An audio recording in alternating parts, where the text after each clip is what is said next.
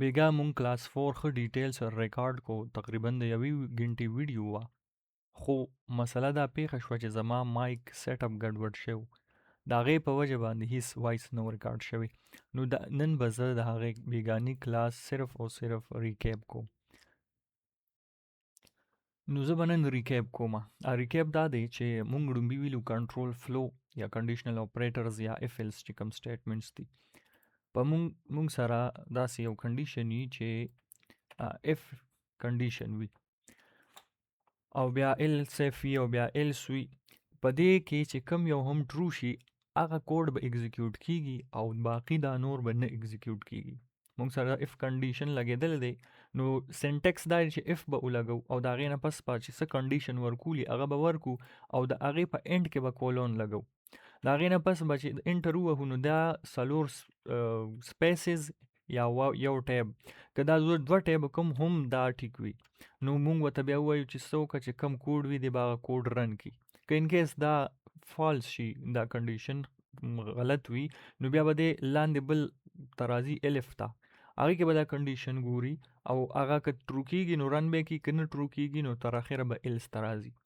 نو سیم ټو سیم دا فلو دا خو دا مونږ د ایر پارک انټري ټیکټ دپاره کړې وه چې مونږ سره یو پارک د انټري ده که مونږ سره درې کنډیشنز دي چې که د 5 کالو ماشوم کم وي نو هغه فری کا که هغه د 5 کالو نه زیات وي خو د 18 کالو نه کم وي نو د هغه نیم ټیکټ کا او که نه د 18 نه وي بره وي نو هغه به پوره ټیکټ ورکوي دا زمونږ یو کنډیشن دی اوس په دې کې ړومبي سره مونږ دا دواړه پرنټ کمانډ پرنټ فنکشن یوز کوو او پرنټ فنکشن مونږ ته څه کوي چې دا کم سټرنګ مونږ لیکلی دی دا دی په سکرین مونږ ته شو کی ورپسې بیا د انپوټ اخلي د یوزر نه نو د انپوټ فنکشن په ترو مونږ دنه انپوټ واخلو او وترې مونږ چې کم سټرنګ د تپاس کو دی باغه شو هم کی او دا غینه پس په دی چې کم انپوټ واخلي ابا ویریبل کې مونږ دلته ایج ویریبل کې سٹور کوو خو که تاسو خیال وکړئ نو ما دلته اول ټایپ کنورژن کړ دی انټیجر ته آی ان ټي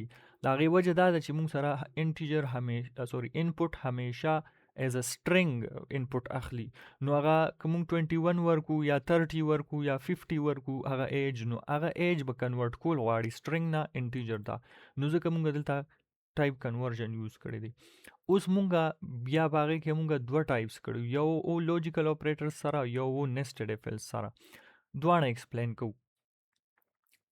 زه دا کوډ انکمنټ کوم نو اوس سوري دلته کې دا لوجیکل اپریټر سره زه کوم نو لومبې چې کله ایج واخستی شي د یوزر نه ایج واخستی شو نو دی به کنډیشن ګوري که دا ایج د 5 کالو نه کم وي یا د 5 کالو برابر وي دا زموږ کنډیشن دی if age is greater less than or equal to 5 که چېرې دا کنډیشن وي نو کولون نه پس به بیا دی دا رن کړي نو موږ به څه پرنټ کا یو آر فری دا کوډ به دی رن کړي که چېرې یوزر د 5 نه زیات انټري وکړي ایج خپل نو بیا مونږ الف ته راځو الف چې کوم دی ورپسې بل چې هغه ایج ګریټر دین 5 دی اینڈ ایج از لیس دین 18 نو مونږ اینڈ لوجیکل اپریټر یوز کړی دی مونږ سره لوجیکل اپریټر 3 دی اینڈ اور او ناٹ دی نو په دې کې مونږه اینڈ یوز کړی دی مطلب دا دی چې دا کنډیشن هم ټرو شي او دا هم ټرو شي نو اله به دا ټول ټرو کیږي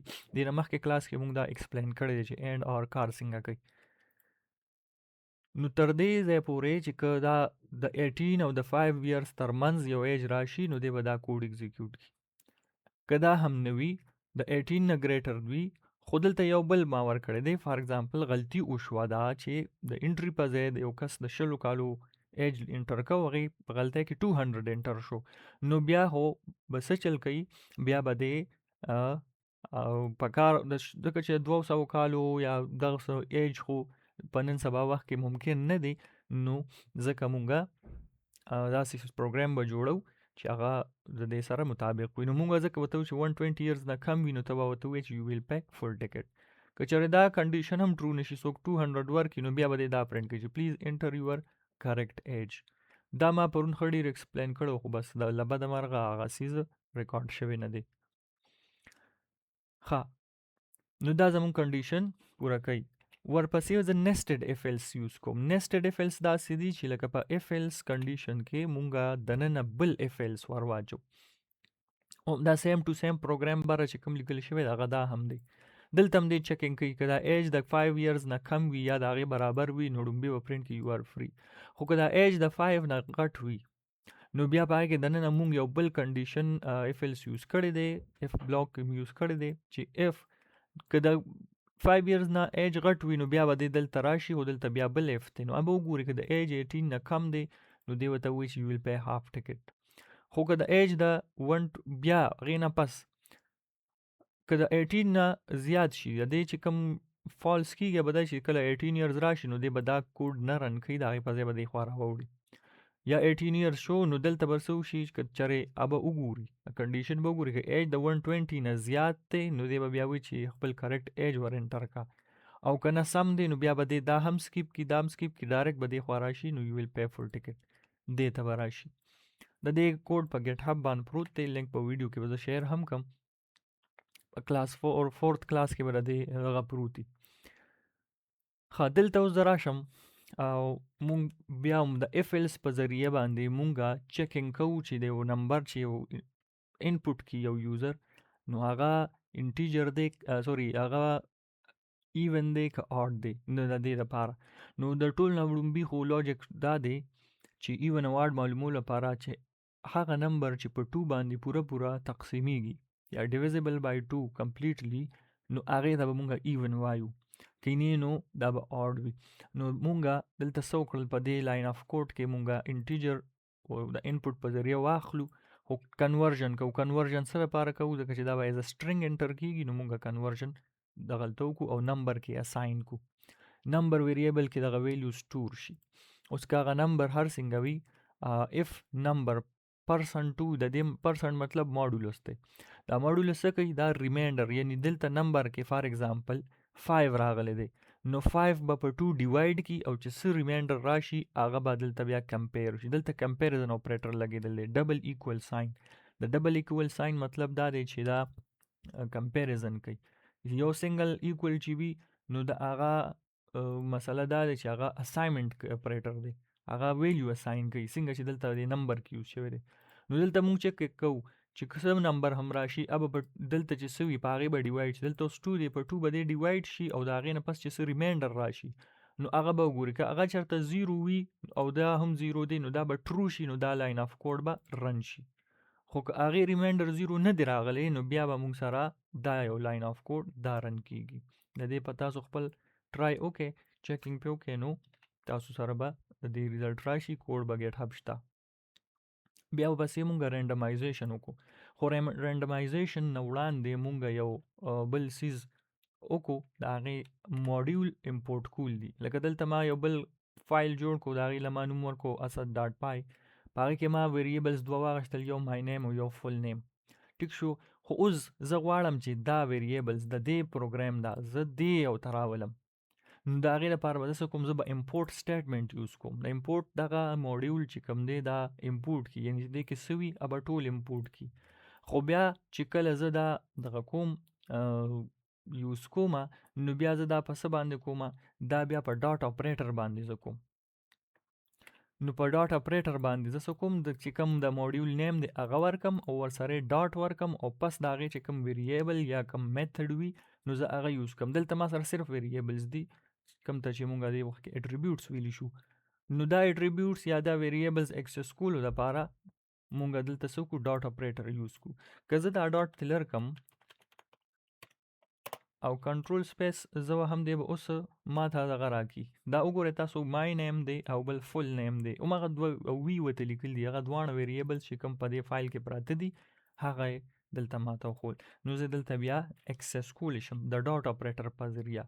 وړومبي به موږ د موډیول نیم ورکو بیا به ډاټ ورکو او د هغې نه پس به بیا زه دغه وکړم چې کوم یو ویریبل نوم وي هغه یوز کړم. نو اوس که زه دا پروګرام رن کړم زه به دا نور بند کړم دا زه کمنټ کوم چې دا پروګرام نه رن کېږي دې ځای کې خو دې ځای کې زما په کار دی چې دا او دا رن شي. حالانکه دې ځای کې ما نه دی ورکړی چې مای نیم ویریبل ما نه دی ورکړی، دلته مې ورکړی دی. خو زه یې رن کوم نو تاسو به اوس وګورئ چې دی څه پرنټ کوي. د ماته اسد پرنټ کړ. ټیک شو. د کوم ځای نه راوسته د دې ځای نه ده.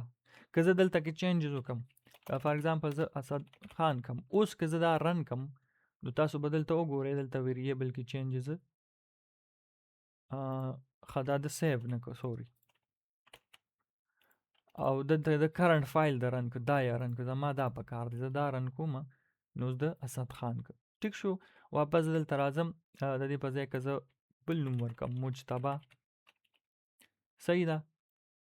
چینجز ما دلته وکړل، خو زه کلاس 4 ته راځم او دا زه رن کوم، تاسو به وګورئ چې دلته کې دا ښه چینج کیږي، ویلیو دلته چینج کیږي. نو د دې امپورټ په ذریعه موږ د دې موډیول چې څه دي هغه موږ دلته راوستل، امپورټ مو کړل، دلته م یوز کړل. نو سیم ټو سیم کیس اوس د رینډم دپاره دی. رینډم چې کوم دی، رینډمایزیشن په پایتن کې چې دی، د دپاره به خامخا موږ رینډم موډیول امپورټ کوو، دا ډایرکټ نه اکسس کیږي. رینډم موډیول څه کوي؟ دا رینډم چې څنګه نوم یې دی، نو دا رینډملی نمبرز یا رینډملی چې څه ډیټا وي هغه جنریټ کوي. نو په هغې کې مونږ پرون دوه څیزونه یوز کړي دي. یو دا چې رینډم ډاټ رینډ انټیجر چې کوم دی، رینډم ډاټ رینډ انټیجر، دا رینډ انټیجر څه کوي؟ ما لیکلي هم دي دلته چې دا انټیجر ویلیو رینډملی جنریټ کوي، خو د رینج ترمنځه، یعنی د 1 او د 100 ترمنځه چې څه رینج وي دی به هغه کوي. ټیک شو. که زه دا فایل رن کم نو دلته د 22 جنریټ کړ، د 1 او د 100 ترمنځ یې جنریټ کړ. زه دا فار ایگزامپل د 100 په ځای 5 کوم، نو اوس به د 1 او د 5 انکلوډډ د دې به یو رینډم نمبر دی جنریټ کوي، 5 یې وکړو، زه بیا رن کوم 4 1 4. ټیک شو. رینډملی دا جنریشن کوي.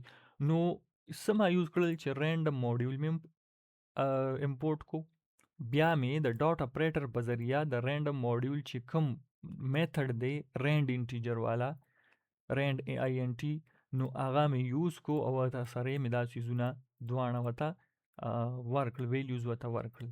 نو دا سټارټ او اینډ دواړه هغه ویلیوز ما درته ورکړل. نو یو موږ سره رینډ انټیجر دی، ورپسې بل رینډم ډاټ رینډم دی. نو رینډم ډاټ رینډم څه کوي؟ رینډم ډاټ رینډم ویلیو جنریټ کوي، خو دا د 0.0 او د 1.0 ترمنځ.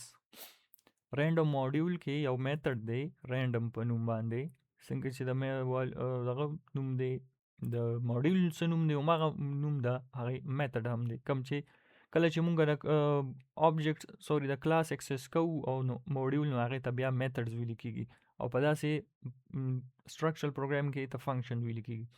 نو دلته اوس 0.0 او د 1.0 ترمنځ به دی یو ویلیو جنریټ کوي. نو مونږ دا څه کوو چې مونږ رن کوو، نو دا وګوره 0.82 دی به د 0 او د 1 ترمنځ راځي، دی نه به زیاتي دی نه ځي. نو چې څو ځله تاسو دا رن کړئ دی به همدغه ویلیو جنریټ کوي.